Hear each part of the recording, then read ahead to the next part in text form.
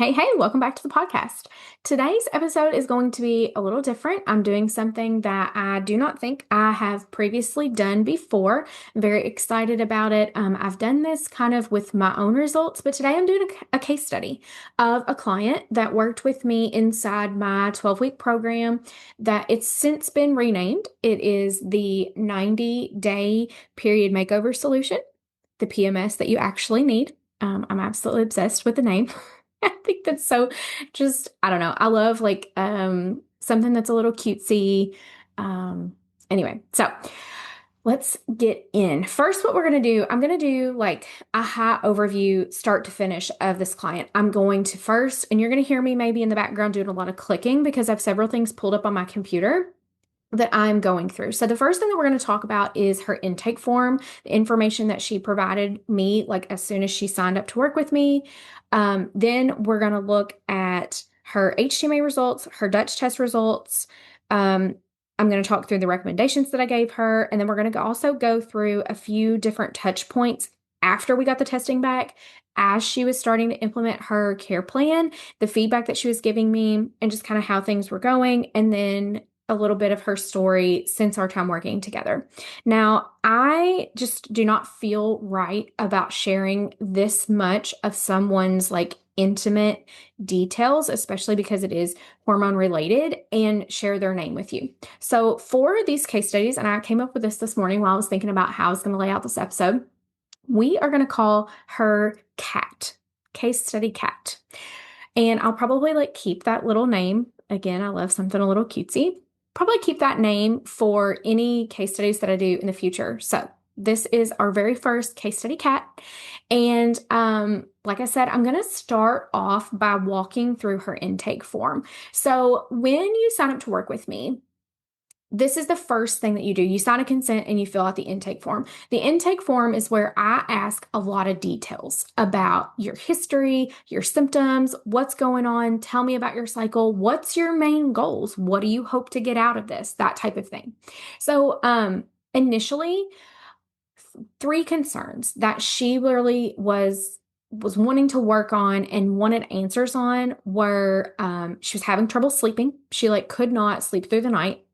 Obviously was not feeling energized or well rested because of that. She was having some skin issues, and then she was also having weight gain and weight loss resistance.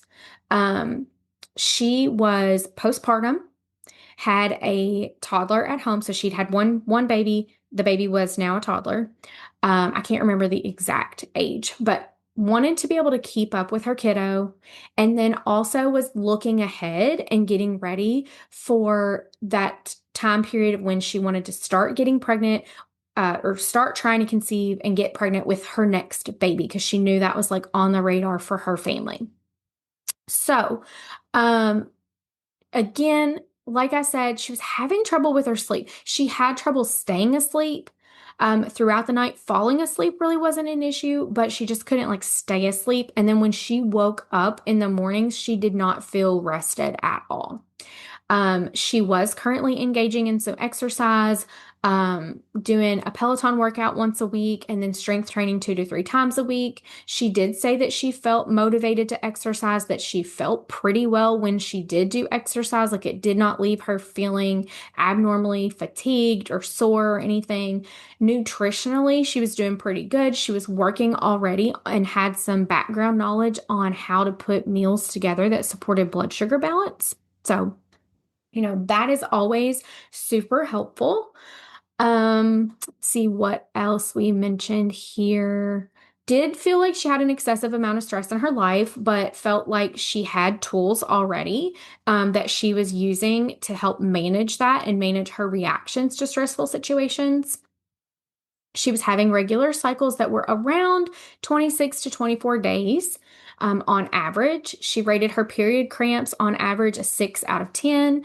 And then when asked about PMS symptoms specifically, these are the items that she checked. So she was having bloating, mood swings, headaches or migraines, increased feelings of depression, trouble sleeping, breast tenderness, low energy, increased anxiety, and carb cravings that were all associated with her menstrual cycle and kind of that PMS period time frame, so timing right leading up to your bleed. During her period, she did report that she experienced heavy bleeding. She was not on any form of birth control, didn't really have any type of like medical condition she'd been diagnosed, nothing like that. One of the statements that really like stuck out to me, that I thought was really important to share with you guys was she said, I feel very tired a lot and I'm sick of constantly gaining weight no matter how much I'm trying to lose it. I feel like that's something that, we can all definitely probably relate to at one time or another in our life.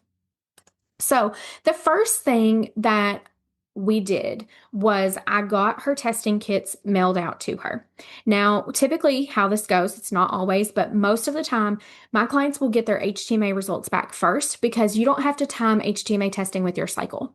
We have to time DUTCH testing with your cycle to make sure that we are gathering accurate data. So, sometimes depending on when you receive the kit, we have to wait a few days or a couple of weeks before it's time to test. But the HTMA test, you can clip that hair sample the day you get the test most of the time or the next day, and get that sent off to the lab. It gets back to me pretty quickly. So I thought I would talk through the HTMA test results first, not necessarily for that reason, but just because that's kind of the sequence of how I typically like see things come in. Now, I do always look at the HTMA test and the DUTCH test together to help create the care plan of what you should do and like what supplements to take, lifestyle changes, diet changes that need to be incorporated. Now, I can't go through the entire test results in one podcast episode because it would just take up too much time. I'm just going to call out some of the most important findings that we had on both of these tests. And like I said, we're starting with the HTMA. So right out of the gate, one of the first things that we always look at on an HTMA test is your macro minerals. These are the 4 minerals that are found the most abundant in the body and are needed for the most processes. This is your calcium, magnesium, sodium, and potassium. All 4 of her macro minerals were depleted. They were on the low end of the range. And when you have that show up, that is called a 4 lows pattern. That means that you are in a really depleted state. And where we have to focus first is on replenishing those macro minerals. Now, we could look at the test results as a whole, and we can see that she actually didn't have any mineral levels that were high. Almost everything was in the low range. She had 4 minerals out of the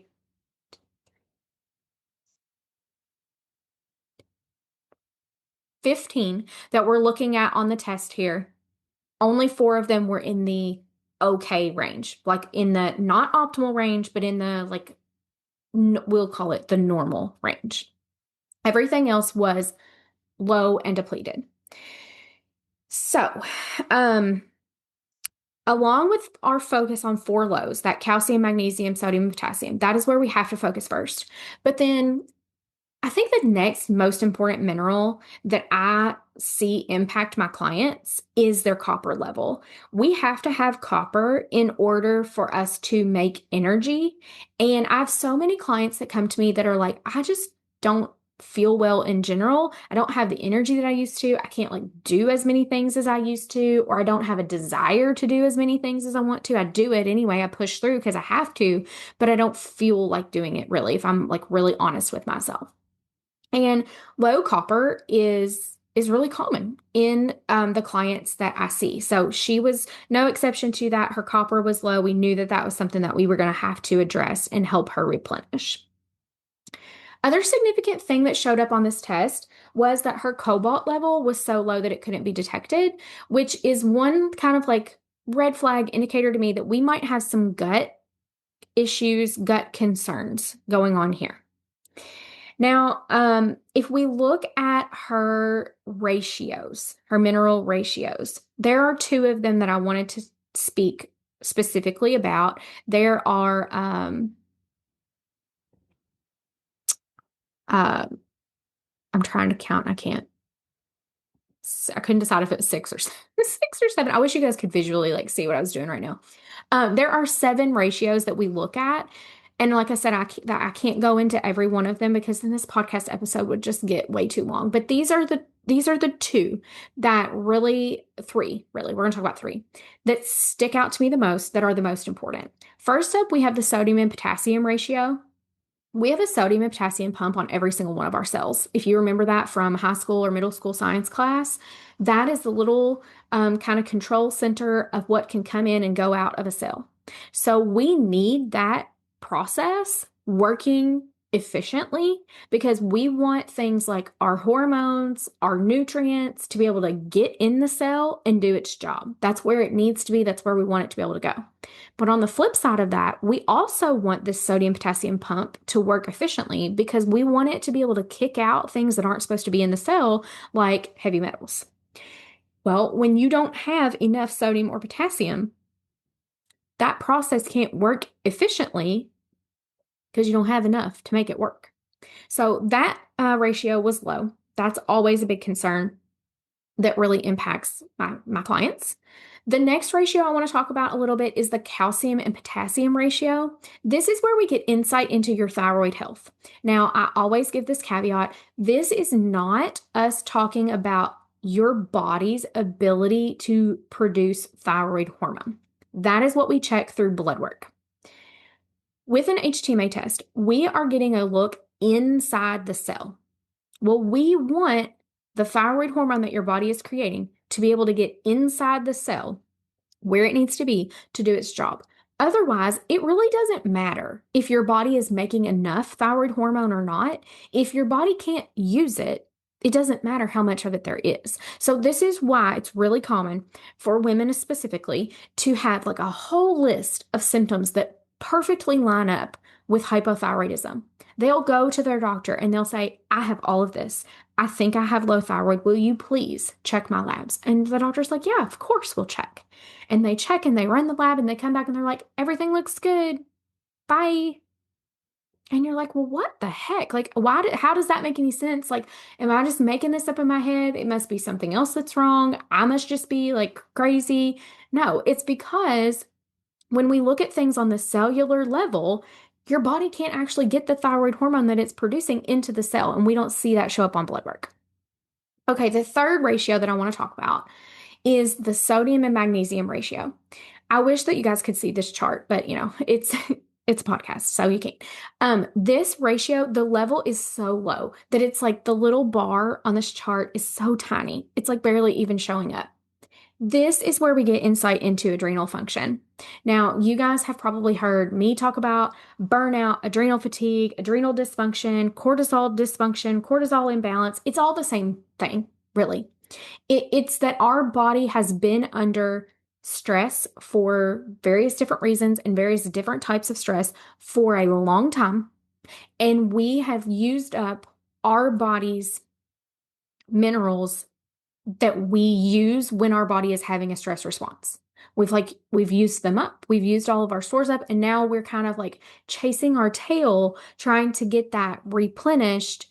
And if you don't know that this is a problem for you, that becomes very difficult because you're kind of taking in not even really just enough to get by, but like you're taking some in, and it's not enough to even meet the demands day to day, but definitely not enough to help you replenish what has already been depleted.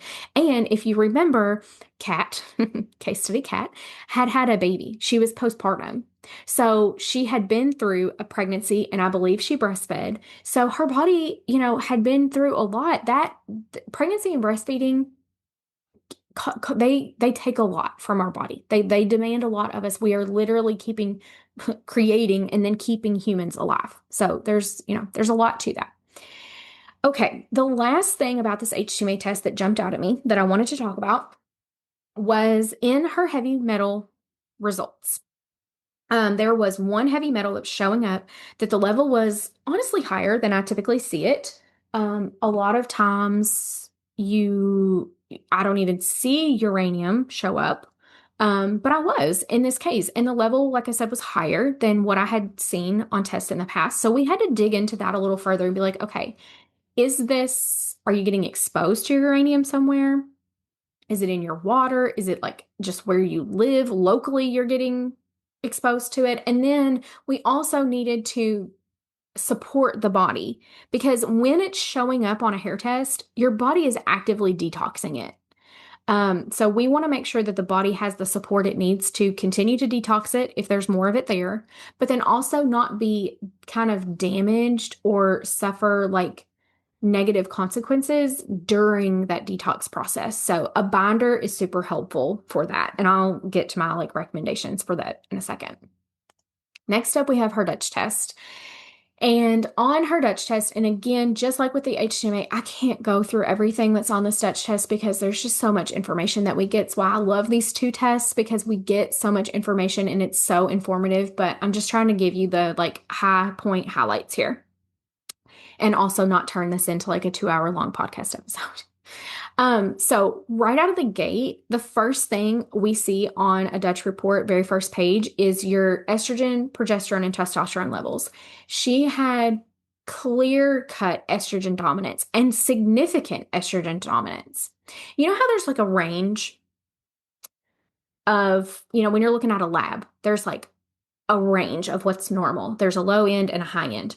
Her estrogen was double the high end number. So very, very obvious, very clear cut, very frank estrogen dominance. Now, her progesterone level was nearly perfect. Honestly, it was right in the middle range where it should be. It was in optimal range where we want it to be. But if you remember from the estrogen dominance episode, which is back like 2 episodes, it was episode number 60, we like that we see that progesterone is in normal range. That's great. That's where we want it to be. But we still have to deal with this estrogen dominance because when you look at their ratio to one another, this estrogen is way higher than the progesterone. And that leads to estrogen dominance symptoms. So, moving on down the report from that, the next thing that I always look at on a test is someone's cortisol pattern. Now, cortisol is our stress hormone. It gets a bad rep because it's our stress hormone. And there's all of this talk on the internet about burnout and adrenal fatigue and cortisol imbalance and a cortisol drink. And I just want to like take a second to clarify if I haven't for you before. Cortisol is not the enemy. We have to have cortisol to function. And when we don't have enough cortisol, we feel like crap. That is one reason why we feel like we don't have enough energy, or we wake up and we don't feel rested, or we don't feel like we're ready to start the day. So again, this is something I wish you guys could see visually, but it's a podcast, so you can't. So just bear with me while I try to talk you through this. If you can imagine a line graph where the very first data point is going to be what your cortisol level is when you wake up. And then the second data point is going to be your cortisol level 30 minutes after you've woken up, or an hour after you've woken up. What you want to see is a big jump. Like, you really want this graph, this line graph that you're making here, you want to be making a mountain in the morning, and then you want to see the downside of that mountain and then kind of level out for the afternoon. With the Dutch test, you're doing a collection when you wake up, 60 minutes later, an afternoon, and then a nighttime collection. So that's kind of the, that's the mountain that we're creating, if you can visually close your eyes and think about that. What we want to see, again, like I said, is your initial cortisol level in the morning. We want it to be within range. And then we want to see a significant rise with your next sample collection at that 60 minutes, because cortisol is it's what kind of like gets us up out of the bed in the morning and gets us going. We don't want to see it with that, beyond the range of what's normal. We don't want to have like a huge cortisol spike in the mornings, but we want to see a rise for your energy levels and just for your get up and go. Kat's case study Kat, her chart here looks like a straight line. So like her very first level in the morning is actually within the normal range. But then she does not have any type of peak in her cortisol at her next collection. It's even a little bit lower than that collection in the afternoon, and then it stays almost the same at night. It's like her cortisol level is almost, like I said, it's almost flatlined, and we don't want to see that. That tells me that the adrenals need some major TLC because they're not giving you the cortisol pattern and support that you need to get through your day with your, like, energy wise. And also, this impacts your stress resiliency. This is a pattern like this is going to make you like super snappy, low tolerance for things. And when you think about having kids and trying to balance the needs of kids, that's really impactful because, kids be testing us all day long. Okay. Last section of this Dutch test that I wanted to point out was actually the organic oats section. And again, not going to go through all of these markers, but there were, let me count them. 1, 2, 3, 4, 5.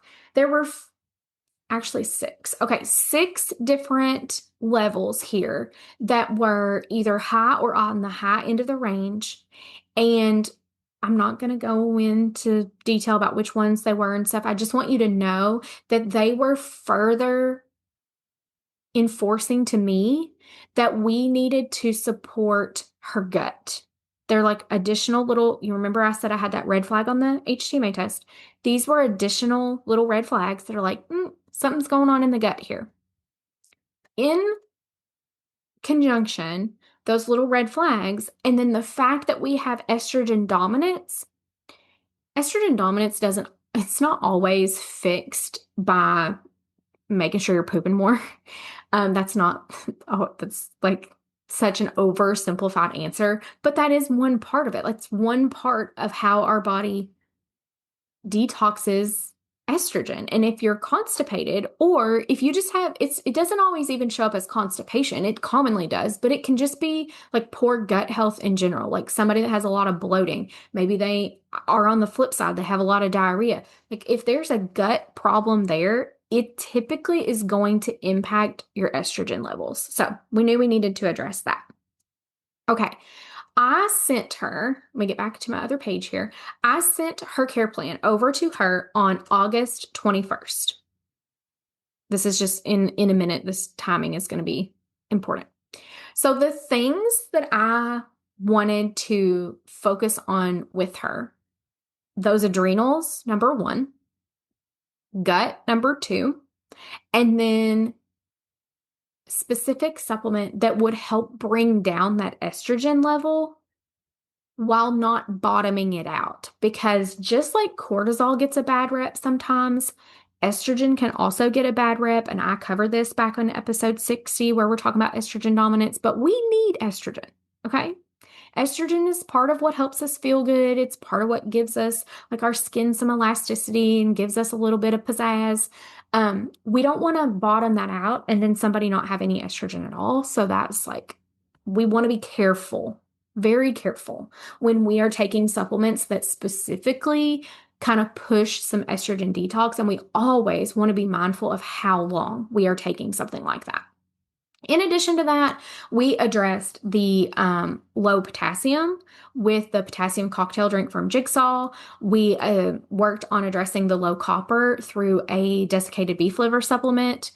And then we also, as I mentioned, needed to support detox with a binder. So we added in a binder so that as her body was working to detox things,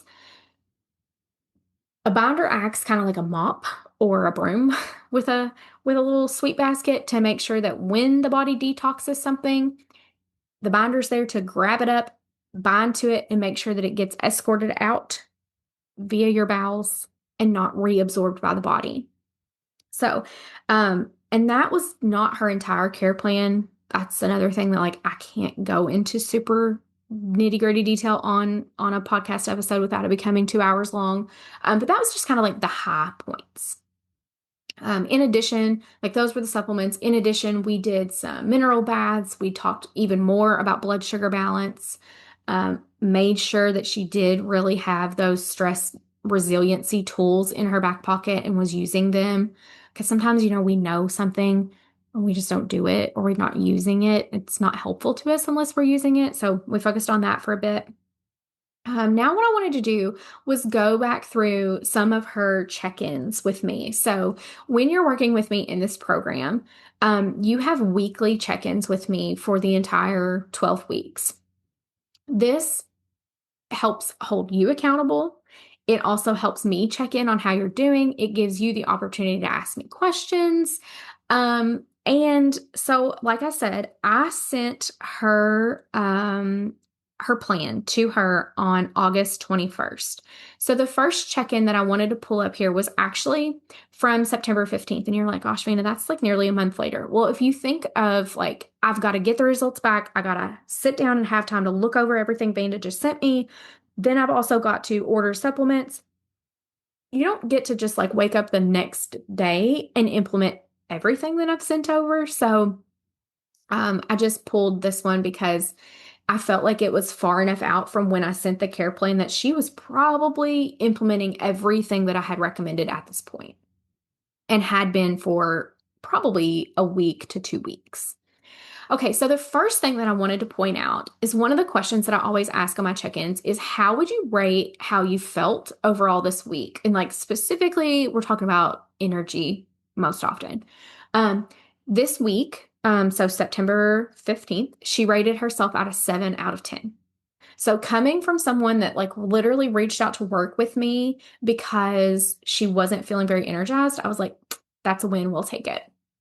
Then the other thing she said, I realized this morning that I have been sleeping all night. I've been waking up in the mornings around 5:30 for the day, but no more 3 a.m. wake ups. How freaking incredible is that? Okay, then a check-in on September 28th. She rated herself at an 8 out of 10 on her energy and commented that she was feeling great. Now, we wrapped up working together in November-ish, and the feedback that she gave, let me pull this open here.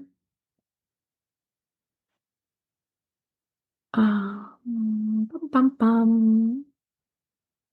She said, I feel so much more in control than I did prior to working with you. My energy has improved and I'm seeing my skin improve as well. Now, what we didn't capture here in this feedback form that I wanted to share with you is that in an additional few weeks, we were able to see her weight stabilize. So she was no longer gaining weight. Slowly, we did start to see that weight go down. And then she also was able to get pregnant easily when she was ready to take that step and get pregnant again. So, I hope that going through a case study like this kind of helps you see how the customization piece of what I offer and the work that I do with clients is so important and so helpful, because you truly just don't know what's going on within your body until you actually test and we see it in the lab results. So I am taking new clients currently for my program. Again, it is the 90-day period makeover solution. We work together for 12 weeks, 90 days, 3 months, however you want to label it. You get the HTMA test, you get the DUTCH test, you get those weekly check-ins with me, you get chat access to me the whole time so that you can send me questions, you can text them to me, we can voice memo back and forth. I love this program and I love the results that it helps women get. And just gives them like the power to take back charge over their hormones and stop letting their period run their life, because you run your life, not your period. If you are looking for the link, it is in the show notes where you can apply to work with me. That's the first step so that you and I can chat a little more about your specific situation. And I want to make sure that I feel like I can help you before you actually sign up for the program. So that is the reason behind that. And then if you're just not ready for that step yet, that's totally fine. I have a resource for you as well. It's called my hormone reboot. It is linked in the show notes. It's a 5-day challenge that you can enter at any time, comes to you via email. And I walk you through some of the basics to get your foundations in place for hormone support. So take a look for that in the show notes. Thank you guys so much. Let me know how you liked this episode. Let me know how much you enjoyed a case study type review, if this was helpful or not. And I will talk with you soon.